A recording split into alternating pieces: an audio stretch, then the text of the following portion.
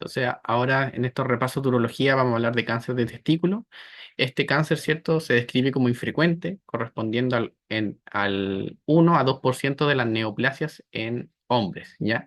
Es más común en hombres jóvenes, ¿cierto?, entre los 15 a 35 años, y se considera agresivo, ¿cierto?, pero con baja mortalidad, alrededor del 5%.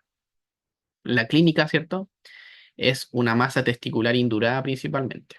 Masa testicular indurada, ¿cierto? Hay que sospechar, especialmente si es indolora, en cáncer de testículo, hasta que se demuestre lo contrario.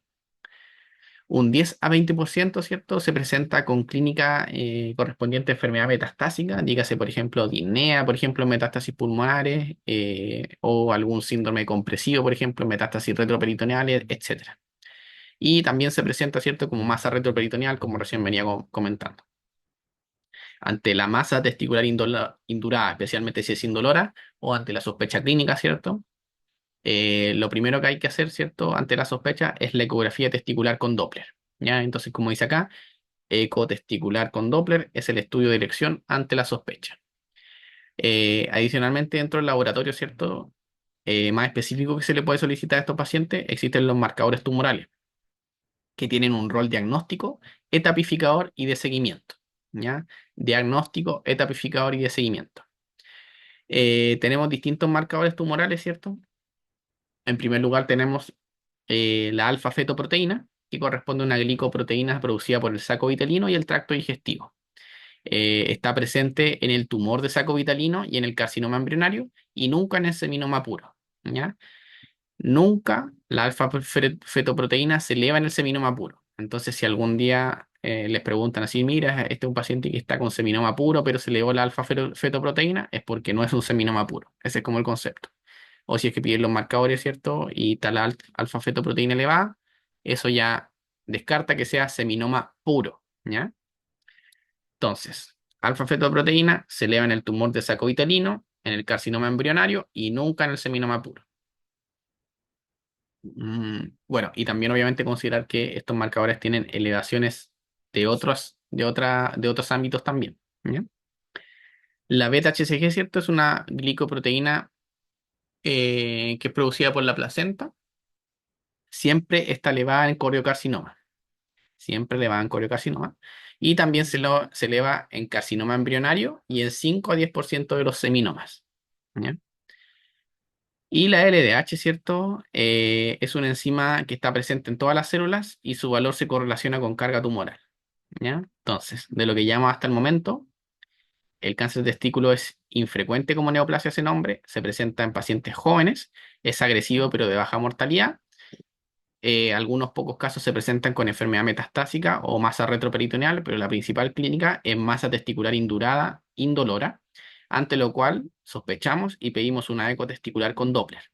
Le sumamos marcadores tumorales que tienen rol diagnóstico, etapificador y seguimiento. Y de ahí lo más importante que saber que la alfa-fetoproteína se eleva en saco vitalino y carcinoma embrionario, pero nunca en seminoma puro.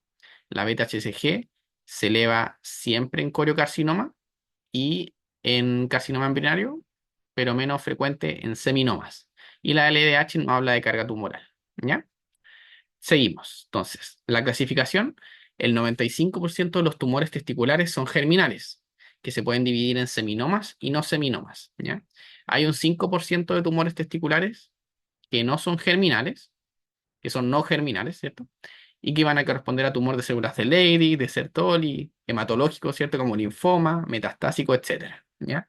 Obviamente, por términos de frecuencia, aquí nos estamos enfocando en los tumores testiculares germinales, que dividimos en seminomas y no seminomas, ¿ya? De los tumores de células germinales, ¿cierto? Que dijimos que correspondían al 95%, de los tumores testiculares, hay que saber que de estos, el 95% aparecen en el testículo, pero hay un 5% que son extragonadales, que pueden presentarse en otras ubicaciones, como por ejemplo, medias, que se presentan a nivel de la línea media, eso es lo importante. Por ejemplo, en mediastino, por ejemplo, en retroperitoneo y menos frecuente también en el sistema nervioso central, ¿ya? Dijimos que los tumores de células germinales son el 95% de los tumores testiculares y dividíamos en seminomas y no seminomas. Y hay que saber que los seminomas puros, ¿cierto?, tienen mejor pronóstico que los no seminomas, ¿ya? Ahora, dijimos que se dividían en seminomas y no seminomas. El seminoma, ¿cierto? Corresponde al 55 a 60% de los tumores testiculares. Tiene buen pronóstico. Se dice que no hay seminoma de mal pronóstico, ¿ya? Entonces, si escuchan seminoma, ¿cierto? Es como muchas veces uno dice, oye, si tuviera que elegir un cáncer urológico, ¿cuál sería? El seminoma, ¿ya? Son los seminomas son sensibles a radioterapia y en general no elevan marcadores. Dijimos que un seminoma puro nunca elevaba alfa-fetoproteína. Seminoma puro nunca elevaba alfa-fetoproteína y que 10 a 15% de los seminomas elevaban beta-HCG. ¿Ya? Ya, por otra parte tenemos los no seminomas, eh, que corresponden al 40% de los tumores de células germinales y principalmente son mixtos. Ya no es que sean de una sola línea, sino que principalmente se presentan como mixtos. Incluyen al carcinoma embrionario, que aparece entre los 20 y los 30 años habitualmente, el teratoma, que aparece antes de los 30 años, eh, el teratoma que también clásicamente no eleva marcadores, pero puede elevar alfa-fetoproteína moderadamente y es resistente a radioquimio. El coriocarcinoma, que es más agresivo, ¿cierto? Tiene diseminación hematógena y se diagnostica en etapas avanzadas, ¿cierto? Y tiene elevación importante de la beta-HCG. Y el tumor del saco vitalino, ¿cierto? Que en menores de 20 años, que asocia elevación del alfa-fetoproteína, son los más infrecuentes, ¿ya? Entonces, ya resumimos lo de acá. Ahora vamos a resumir esta parte al medio. Dijimos que de los cánceres de testículo, ¿cierto? 95% son tumores de células germinales. Hay un 5% que son no germinales, ¿ya? De los tumores de células germinales, estos se dividen en seminomas y no seminomas, ¿ya? Esto siempre y cuando estamos hablando de esto de seminoma y no seminoma, aplica para todos los tumores de células germinales, ¿ya? Y ahora nos estamos enfocando en los tumores de células germinales que se ubican a nivel de testículo, ya que hay un 5% de tumores de células germinales que se pueden presentar fuera del testículo, eh, que son, por ejemplo, retroperitoneales, mediastínicos o en sistema nervioso central, ¿cierto? Pero la mayoría de los tumores de células germinales aparecen en el testículo y dentro del testículo los tumores de células germinales son 95%. Ya puede que haya sido medio redundante, pero para que quede bien claro. Ya, y los tumores de células germinales se dividen en seminoma y no seminoma. Seminomas son la mayoría, de buen pronóstico, no hay seminoma de mal pronóstico, son sensibles a radioterapia, en general no elevan marcadores, pero día 15% elevan beta-HCG y nunca un seminoma puro, eleva alfa-fetoproteína, ¿ya? Los no seminomas, ¿cierto? Principalmente son mixtos y incluyen a varios, el carcinoma embrionario, el teratoma, el coriocarcinoma y el tumor de saco vitelino, ¿ya? Las características más importantes. El carcinoma embrionario aparece entre los 20 y los 30 años, ¿ya? Y dijimos que le va un poco beta-HCG. También puede llegar alfa-fetoproteína. El teratoma aparece antes de los 30, clásicamente no eleva marcadores, puede elevar un poquito alfa-fetoproteína y son resistentes a radioquímica. Vamos a pasar al tumor de saco vitelino. El tumor de saco vitelino es el más infrecuente, se diagnostica en pacientes más jóvenes, antes de los 20 años, y asocia elevación del alfa-feto, ¿ya? Y dejé al final el coriocarcinoma porque el coriocarcinoma es el que hay que tenerle más respeto porque es el cáncer de testículo más agresivo, es muy agresivo, ya que presenta diseminación hematógena, se diagnostica en etapa avanzada, ¿cierto? Y una perla clínica que tiene importante elevación de la beta-HCG, ¿ya? Cuando la beta-HCG se eleva harto en cáncer de testículo, suele indicar coriocarcinoma, y lo otro que alguna vez me dijeron es que también se correlaciona con metástasis cerebrales, ¿ya? Para saber, ya. Y la última patita, ¿cierto? Es el manejo. El manejo inicial, ¿cierto? De médico general, ¿cierto? Es que ante la sospecha ecográfica, ¿cierto? Se tiene que derivar, ¿ya? O sea, nosotros vemos la masa indurada, si tenemos la posibilidad de pedir la eco, la pedimos, y si es que la eco nos dice que es sugerente de proceso neoplásico o algo así, como son las ecografías, nosotros tenemos que saber que el paciente tiene indicado la orquiectomía radical ¿ya? Y por lo tanto tenemos que derivarla al urólogo, ¿ya? Entonces, como dice, ante la sospecha ecográfica de cáncer de testículo, aquí no se realiza biopsia, no se pasa por ninguno, no, se manda a cirugía, ¿ya?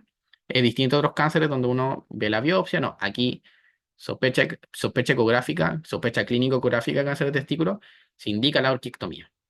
Obviamente hay que explicarle al paciente todo esto, ¿ya?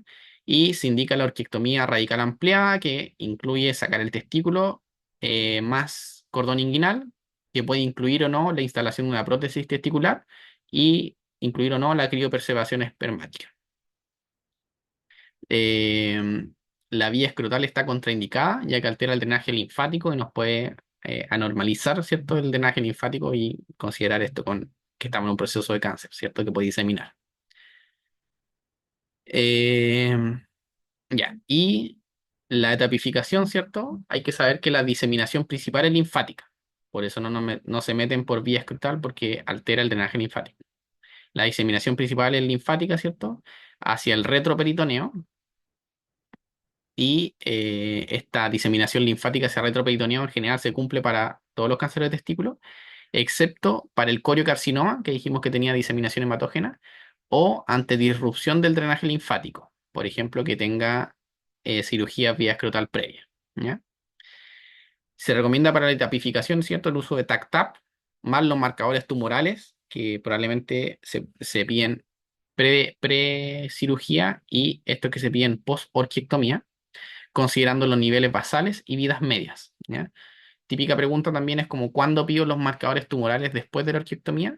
Y eso va a depender de la vida media de cada marcador tumoral, que hay algunos que duran, no sé, 3 días, otros 5 días, otros 7 días, pero a grandes rasgos, ¿cierto? Uno podría pedir ya los marcadores tumorales post-orquiectomía después de una semana, ya si es que no me equivoco.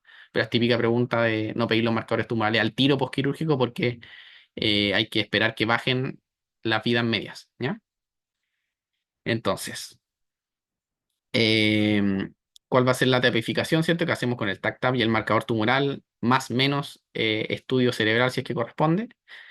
El T1 va a ser aquel tumor limitado al testículo o epididimo. El T2 va a tener invasión linfovascular o de la túnica vaginalis. El T3, compromiso del cordón espermático. Y el T4, invasión escrotal.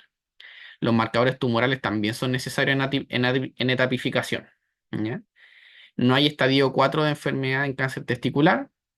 Y la etapa 1 es local. La etapa 2 es diseminación ganglionar retroperitoneal. Y la etapa 2, esta debería ser la etapa 3, es metastásica, ¿ya? Em, ya. Entonces, ¿qué cosas también se asocian a mal pronóstico en no seminoma? Que tenga el primario mediastínico, dijimos que 5% eran extragonadales, que tenga metástasis viscerales no pulmonares, ¿cierto? Metástasis viscerales no pulmonares se asocian peor pronóstico que las metástasis pulmonares. Em,